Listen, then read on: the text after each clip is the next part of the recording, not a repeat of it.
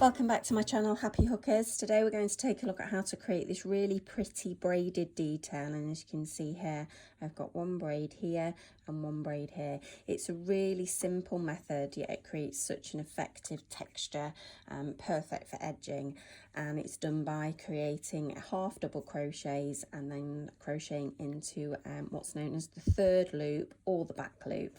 So let's get started. To get started with the braided effect using the third loop of the half double crochet, you're going to need to start with a row of half double crochets. Now for this one I've actually used the no foundation chain half double crochet technique, which I'll pop a link down below. It's a really easy way to create yourself a nice neat row of half double crochets without having to create that initial chain. So I've got about 16 here, and I'm using a 7mm hook with a chunky yarn, I believe. So I've created my first row of half double crochets. I'm chaining one and I'm turning, and the first thing we need to do is take a look at the anatomy of the stitch. So we have the top row, which we would traditionally go into both loops, and what we have on a half double crochet, if we look underneath, is we have this stitch here. It's quite a large loop, and you should be very easily able to get your crochet hook under it, she says as she nearly splits the stitch. You do also have next to it here a very tiny stitch here. You don't want to be going into that one, and actually if you find that you are trying to force your hook into it, you're in the wrong one.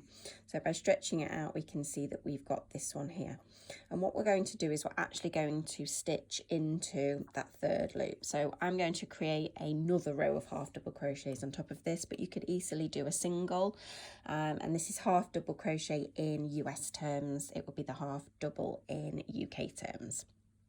So no, I just said the half double, I mean the half treble in UK terms. So the half double crochet in US, the half treble in UK terms.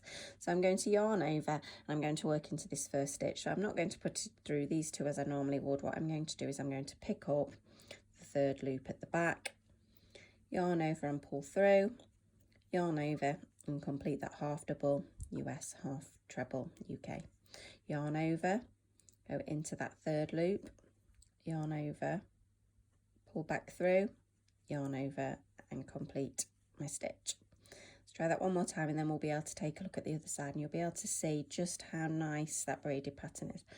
And what you're actually doing here by going into the third loop is you're just forcing the top traditional stitch to the front of your work.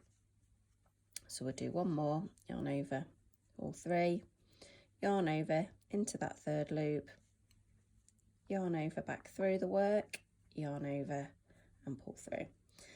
So here we can see we have the top of the stitch, but if we take a look, voila, what has happened by going into that third loop, what we've done is we've made that top row, which you can see here, go to the front of the work, creating a really nice braided effect.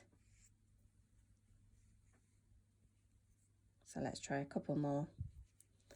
Yarn over into the third loop, yarn over back through, yarn over through all three, yarn over into the third loop, yarn over and through all three. And let's take a look one more time at that lovely braided edge. And I have an example here of it being used in practice. I have this headband, and as you can see, what we've got here is we've got this braided detail here on the edge, and we've got this braided detail here on the edge. And if you are interested in making this headband, I'll pop a little link below.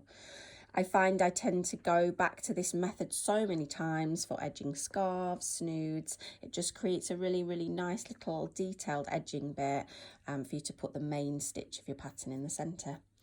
Thank you ever so much. If you like what you see, be sure to subscribe, give me a thumbs up, and I'd love to see you back here for more tutorials and patterns. Happy hooking, and I'll speak to you later. Bye.